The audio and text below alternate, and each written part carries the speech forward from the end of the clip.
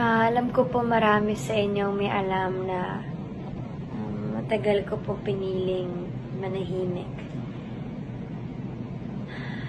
Bakit? Kasi kagaya po ng iba sa inyo, natakot po ako.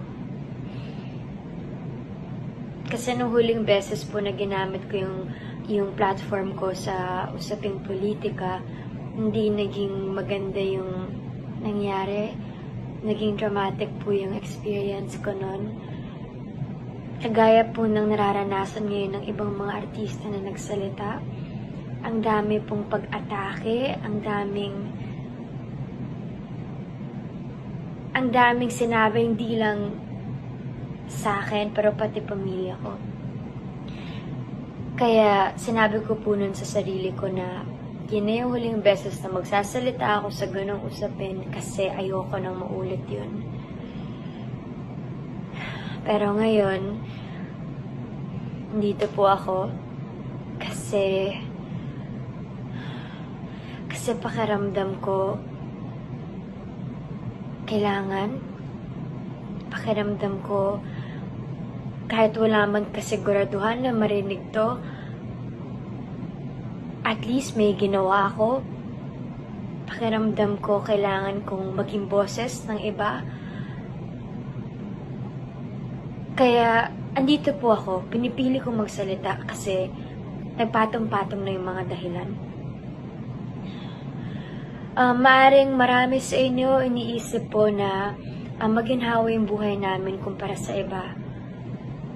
Opo, pero hindi po doon nagtatapos yun eh. Mas may responsibilidad po kami na tumulong sa iba. Hindi po ibig sabihin nun, hindi kami apektado sa nangyayari kasi hindi namin kayang makita yung mga tao na nahihirapan, na umiiyak, na hindi alam kung ano na mangyayari sa kanila.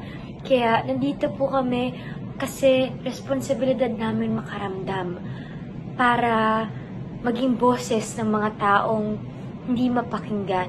Kasi kung di kami magsalita, sinong magsasalita para sa kanila? Meron po akong isang linya dun sa movie na nagawa ko nung huli. Ang sinabi dun, ang choice para lang sa may pera.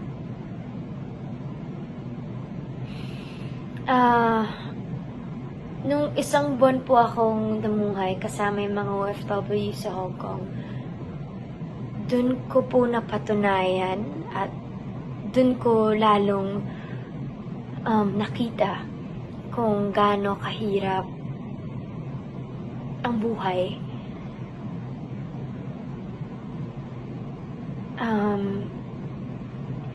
Kaya nakakalungkot man isipin, totoo yung sinabi nila na ang choice hindi para sa lahat. Hindi lahat kasing swerte natin, nakakalungkot yun.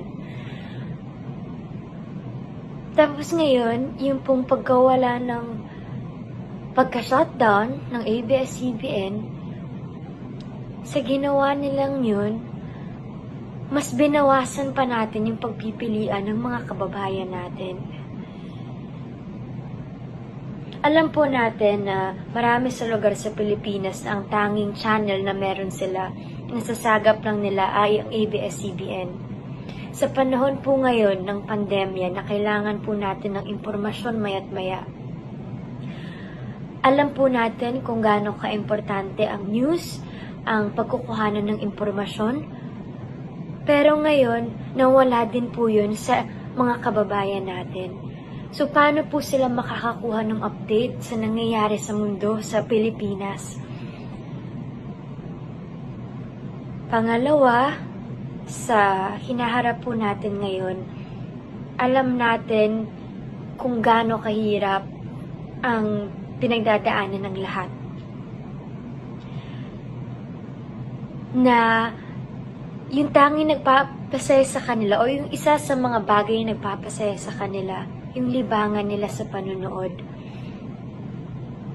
Pati po yun, naalis sa kanila. Yung makapanood lang sila ng konting ganyan, mapanood nila yung paborito nilang teleserye, makakalimutan nila kahit papano yung problema. Yung libangan na yun, pati yun, ngayon napagkait na rin sa kanila. So, impormasyon, libangan.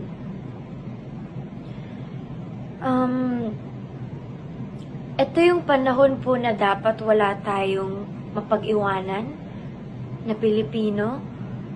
Ito yung panahon na dapat magtulong-tulong tayo. Kaya nananawagan ako sa mga tao na may access sa impormasyon. Sana alamin natin kung ano yung nangyayari. Alamin natin kung bakit namin pinaglalaban to, kung bakit paulit-ulit namin sinasabi na walang nilabag na batas ang ABS. Tulungan nyo kami na ipaintindi sa iba kung saan kami nanggagaling. Sana matuto tayong makaramdam para sa 11,000 empleyado na nanganganib mawalan ng trabaho. Matuto tayong makaramdam sa ilang milyong Pilipino na nawalan ng libreng access sa impormasyon at libangan. Huwag na po natin palalain ng inequality. Ang choice, hindi lang yan dapat sa may pera. Magtulungan tayo.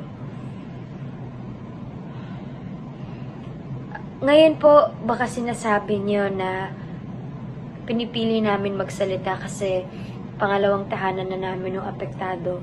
Pero hindi lang po kasi yun yung issue. Una, issue din po ito ng labor issue. Kasi ilang libong empleyado yung nawalan ng trabaho kahit na wala naman silang nilabag na batas. Issue din po ito ng public health. Kasi yung impormasyon na pinagkukunan nila para protektahan yung mga sarili nila nawala. At lastly, issue din po ito ng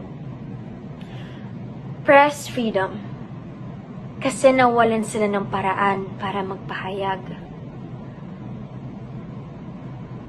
Kaya nananawagan po ako sa mga kinaukulan na sana bigyan natin ng atensyon yung mas kailangan, yung pong mas makakabuti para sa nakakarami.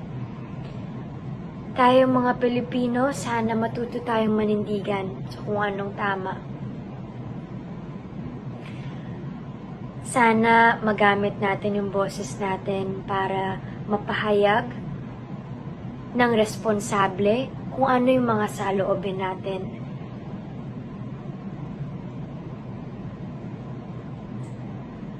At sa mga kabataan, sana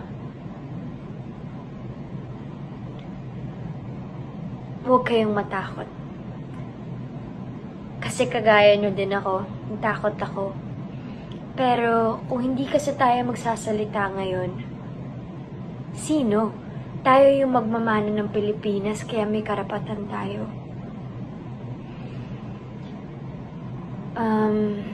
Samahan niyo po kami magdasal na sana maging okay na lahat, sana matapos na lahat to, at sana maayos lahat sa tamang proseso at mapag-usapan ng maayos. Ayun lang po. Salamat po sa pakikinig. Ako po si Catherine Bernardo, isang artista, isang Pilipino. Huwag po sana natin kalimutan kung anong tunay na kalaban.